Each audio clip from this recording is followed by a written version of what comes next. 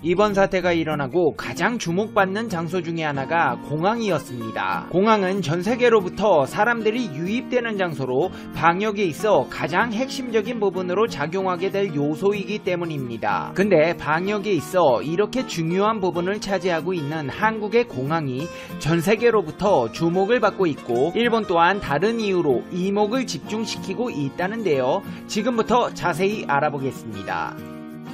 FTV 팩트 체크. 이번 사태를 겪으며 새삼스럽게 대한민국을 지탱하고 있는 사람들이 정말 많다는 생각이 드는데요. 페페TV의 지난 영상에서 언급된 영웅들만 해도 대한민국 보건당국을 비롯해서 문자 한 통에 대구로 내려가 자신의 가족을 돌보듯 환자들을 치료한 500명의 의료인들, 이들에게 매일 맛있고 신선한 도시락을 제공한 대구의 레스토랑 선서인더가든, 힘내라며 마스크를 무료 배포한 무모한 연예인, 자신이 쓸 마스크를 3355 모아 경찰서 또는 관공서에 기부한 이름 모를 선인들까지. 근데 여기 영웅 하나 더 추가해야겠습니다. 바로 공항의 방역 전사들입니다.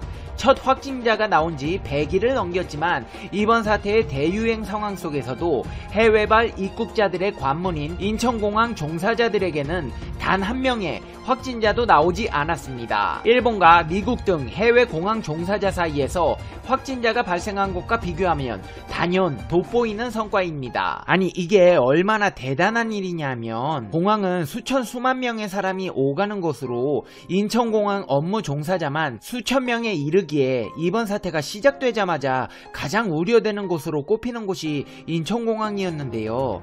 이런 곳에서 한 명의 확진자도 나오지 않았다? 직원들의 피나는 노력이 없었더라면 불가능한 일이었을 것입니다. 검역관들은 특별 입국 절차에 들어간 이후부터는 하루도 빠짐없이 검역대를 설치하고 이곳에서 24시간 입국자들의 검역을 실시하고 있는데요. 사람과의 접촉이 불가피하기 때문에 개인 위생관리와 방역이 완벽하지 않았다면 방역에 구멍이 뚫릴 수도 있는 상황이었습니다. 아니 이렇게 오는 사람 하나하나 검역을 실시하는데 병에 걸린 사람이 하나도 없다고요? 와 이거 진짜 기적 아닙니까? 너무 신기한데요? 하지만 안심하기는 이릅니다. 일본과 미국, 유럽 등은 여전히 확산세가 거세지고 있어 검역 최전선인 인천공항 관계 직원들은 여전히 긴장을 풀지 않고 있습니다. 이분들이라고 이번 사태의 대응이 쉬웠던 것이 절대 아닙니다. 이번 사태의 위험성이 갈수록 높아지면서 정부의 지침도 하루가 다르게 바뀌어 직원들 간 혼선도 자주 발생해 의견 조율에 어려움도 많았습니다. 인천공항 검역관들은 사태 초기 우한 교민들을 데리고 오는 전세기에 지원 인력으로 탑승한 바 있는데요. 전세기에서는 일면식도 없는 의사와 간호사, 검역관 각각 2명씩 6명과 외교부 직원들이 모여 중국에 대한 아무런 정보도 없이 검역은 어떻게 할 것인지 또 유증상자는 어떻게 분리할 것인지 논의를 했지만 결론도 내지 못한 채 우한공항에 도착해버렸고 검역 및 유증상자 격리에 상당한 시간이 걸려 애를 먹었습니다. 또한 중국 우한에서 이번 사태가 터졌을 당시 인천공항에서는 환자를 분류할 때 사용할 식별 목걸이가 필요했습니다. 유증상자 등을 구별하기 위해 인천공항 마크가 새겨진 목걸이 8,000개를 직원들이 밤새 종이를 오리고 목걸이에 넣어 다음날 아침에 검역소에 전달하는 노력도 있었습니다. 실제로 이들이 밤새 만든 목걸이는 청록색은 유증상자, 흰색은 유럽발, 파랑색은 미국, 노란색은 외교관과 공무원, 보라색은 특별기, 자주색은 단기 체류자 등으로 나눠 일반인 승객과 구별될 수 있도록 사용하고 있습니다. 인천공항 직원들의 노력은 여기서 그치지 않았습니다. 인천공항 측의 간절한 요청으로 환기 개방형 선별진료소가 들어선 것인데요. 이 워킹스루 진료소에는 소독 시간을 줄여 5분에 1명꼴로 하루 최대 2,000명을 검사할 수 있습니다. 아니 잠깐, 하루에 2,000명이요? 일반 워킹스루 진료소에서는 그만큼 못하는데요? 맞습니다. 인천공항 워킹스루 진료소는 기존의 것으로는 만족 못했는지 한 단계 더 진화 있습니다. 일찍이 일선지역 의료기관에서 먼저 시도된 워킹스루 검사법은 공중전화 박스 같은 부스에 대상자가 들어가 의료진과 접촉하지 않고 검체를 채취받는 것이었습니다. 보건당국은 이런 공중전화형 워킹스루 선별진료소 40여 곳을 인천공항에 설치하겠다고 했지만 검사 후 부스 소독 등의 문제가 제기되자 다른 대안을 찾아낸 것입니다. 인천공항의 오픈형 워킹스루 진료 방식은 넓은 야외 공간에 벽면 없이 천막을 설치해 사방팔방으로 개방되어 있어 바람을 통해 실시간 환기되는 게 기존의 워킹스루 진료소와의 차별점입니다. 검사 중 기침이나 재채기 등을 통해 오염물질이 확산되더라도 곧바로 바람을 통해 날아가 감염의 우려를 줄일 수 있습니다. 보건당국은 공간이 개방돼 있어 접촉면을 통한 감염 가능성 또한 낮출 수 있다고 했습니다. 여기에 더해 일반 선별진료소는 유증상자가 밀폐된 공간 안에서 검체 채취를 받기 때문에 공간을 소독해야 다른 유증상자 검사가 가능했지만 인천공항 진료소는 이런 단점을 보완했습니다. 불필요한 소독 시간을 줄이니 검사 속도가 훨씬 빨라지는 게 특징입니다. 개방형 선별진료소 운영을 위해 공중보건의사 10명과 자원봉사를 신청한 간호사, 임상병리사 31명, 군인력 35명, 건강보험공단 직원 8명이 배치되며 무증상인 유럽 입국 외국인 전체와 미국 단기 체류 외국인을 대상으로 합니다. 이뿐만이 아닙니다. 외신에서는 인천공항의 위생을 책임지는 청소부들을 집중 조명했습니다. 미국 ABC SNS 채널에서는 그들은 모든 것을 닦습니다. 사람들 손이 어디 닿든지 그들은 확실한 소독을 원하는 것 같습니다. 라며 인천국제공항 미화원 분들에 대해 보도를 했습니다. 근데 이분들 진짜 대단한 분들입니다. 미화원 분들뿐 아니라 인천공항에는 방역하시는 분들도 계신데요. 24명의 방역원들이 인천공항 전부를 방역하고 계십니다. 사실 인생 살면서 일하다 보면 볼일 못 볼 일 다 겪는데요. 특히 이번 사태가 일어나고 몇몇 몰지각한 사람들은 방역원들에게 함부로 하는 방문객도 있었다고 합니다. 일하면서 약재가 묻을 수도 있고 튈 수도 있는 상황인데 세탁비를 물어달라고 하는 사람들, 내 가방에도 좀 뿌려줘라, 내 신발에도 좀 뿌려줘라, 어이없는 요청을 하는 사람들, 정말 어처구니가 없는 상황에 직면하시며 묵묵히 업무를 수행해 가시는데요. 이분들에게 힘들지 않냐고 물어보면 한결같은 답변이 돌아옵니다. 저희 아니면 누가 할 사람이 없잖아요. 저희가 방역인인데 해야죠. 이런 분들이 계시기에 대한민국이 위기에서 벗어나고 있습니다. 진심으로 인천공항 종사자 여러분께 고개 숙여 감사의 인사를 드립니다. 정말 감사합니다. 아니 근데 진짜 세탁비 물어달라고 한 사람 누구예요? 지금 어떻게든 대한민국을 지키려고 노력하시는 분들에게 뭐 하는 짓입니까? 또 가방이랑 신발에 소독제 뿌려달라는 사람은 누구세요 진짜? 할 말이 없습니다. 할 말 없는 사람들 여기 또 있습니다. 이번 사태로 위기를 맞은 일본 공항인데요. 일본 대표 공항 중 하나인 오사카 간사이 공항에 국제선 승객이 빵명이 되는 초유의 사태가 벌어졌습니다. 지난 16일 아사히 신문에 따르면 2018년 9월 태풍으로 공항이 침수된 이후 처음 발생한 상황입니다. 간사이 공항은 중국 한국항공사가 일본 노선을 늘리면서 급성장했습니다. 작년 이용객이 사상 처음으로 3천만 명을 돌파했습니다. 그러나 이번 사태로 일본 정부가 이 두 나라에 대한 입국 제한을 강화하며 3월 외국인 방문자 수가 작년보다 무려 93% 줄었습니다.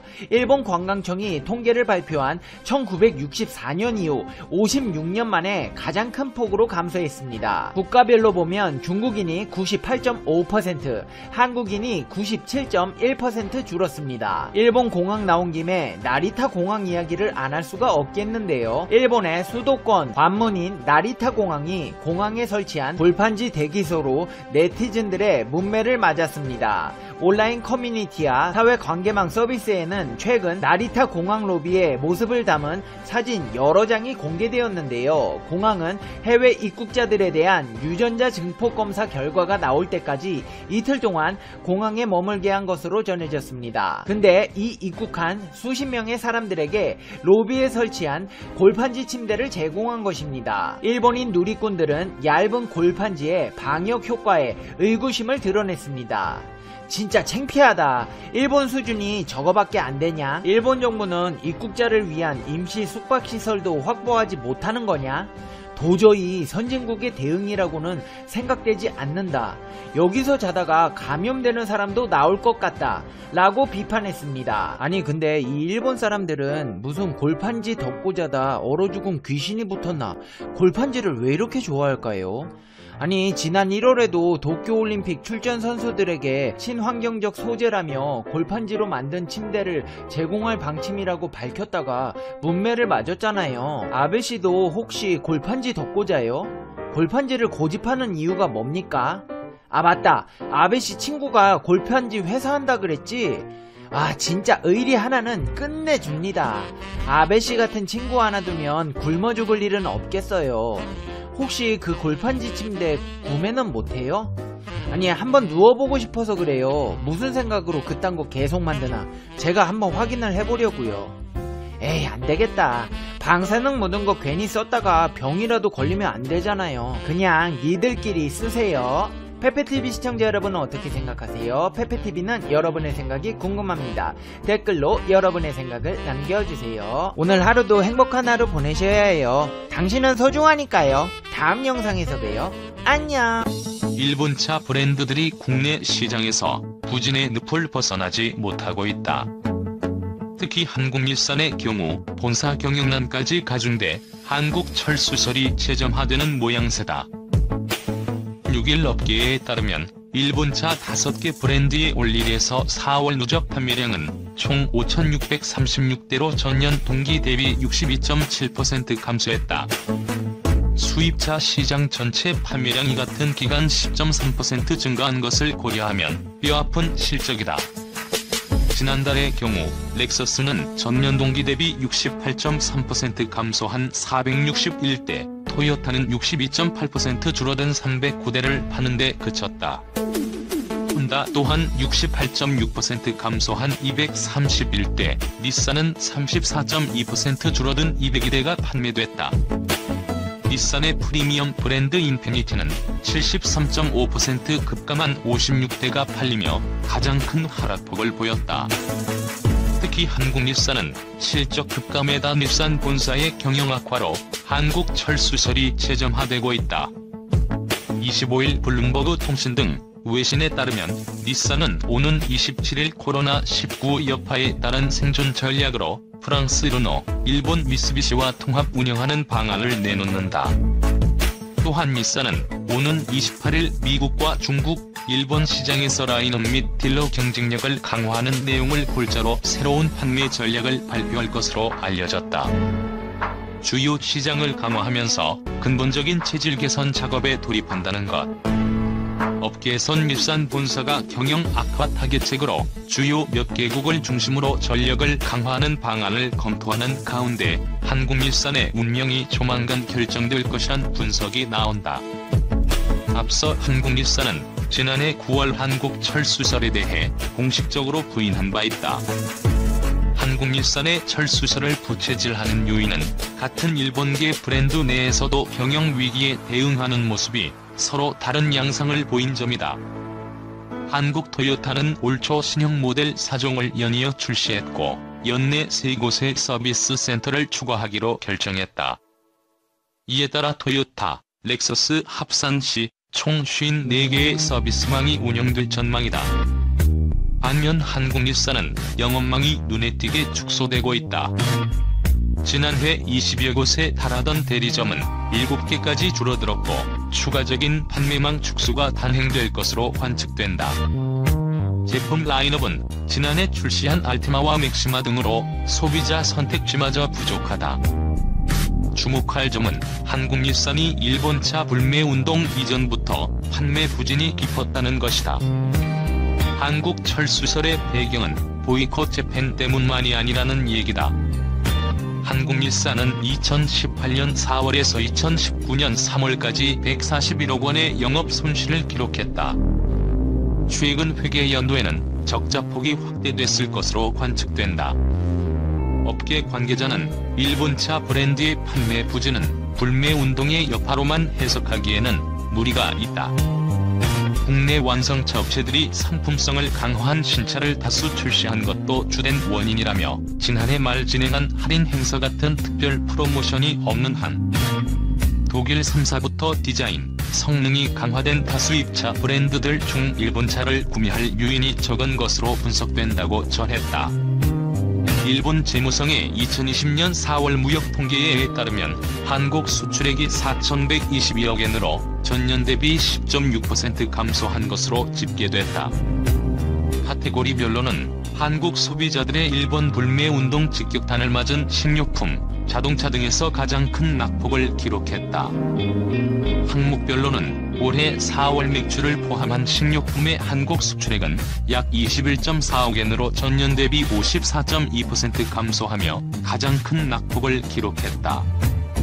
운송장비는 80.0억 엔으로 작년 4월과 비교해 45.7% 감소했는데 이 중 자동차는 37.8억 엔으로 전년 동월 대비 49.6% 감소했다.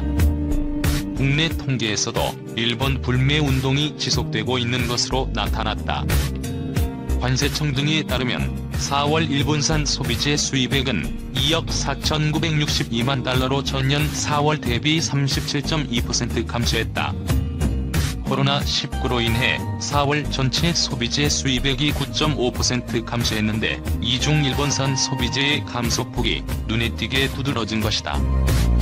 한편 NHK의 보도와 일본 법무성 등에 따르면 일본 정부는 25일 한국인이 90일 이내에 일본에 비자 없이 머물 수 있도록 하는 이른바 무비자 입국 제도의 효력 정지를 내달 말까지로 연장하기로 했다. 지난 3월 초에 시작해 일본의 무비자 입국 제도의 효력 정지 기한은 90일 후인 이달 말까지 예정돼 있었으나 일본 정부가 이를 한 달 연장한 것이다. 일본 정부는 또 한국에 머물다 일본에 입국한 이들에 대해서 2주간 호텔 등에서 격리 생활을 하도록 하고 대중교통을 이용하지 못하게 하는 등의 입국 격리 조치도 마찬가지로 한 달 연장했다.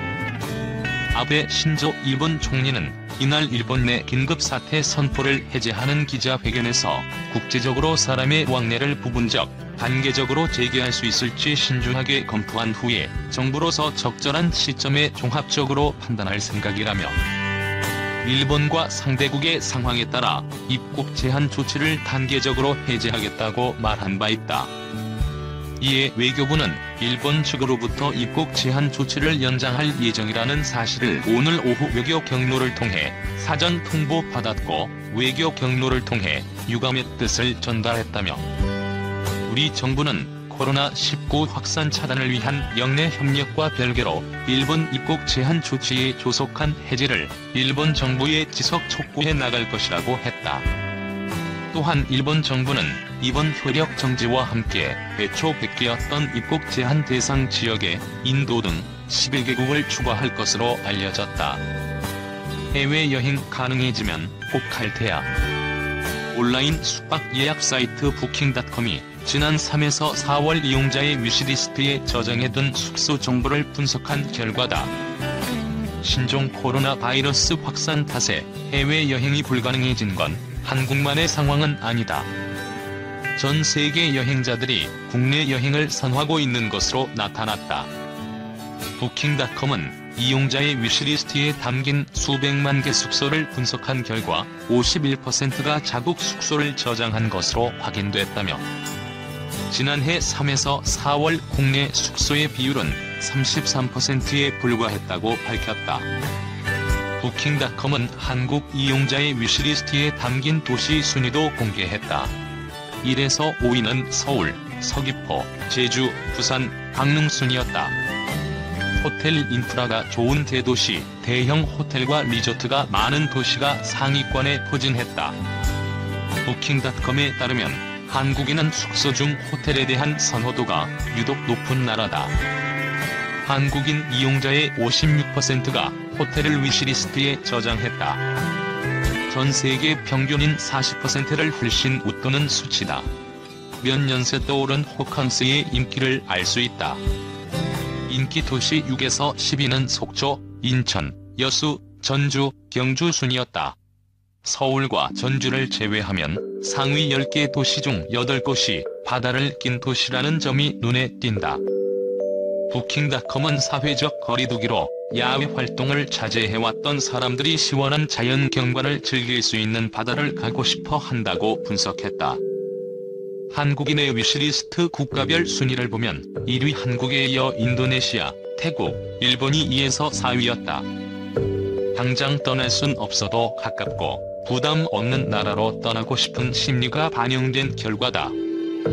이어 미국, 베트남, 스페인, 프랑스, 이탈리아, 영국이 5에서 10위를 차지했다.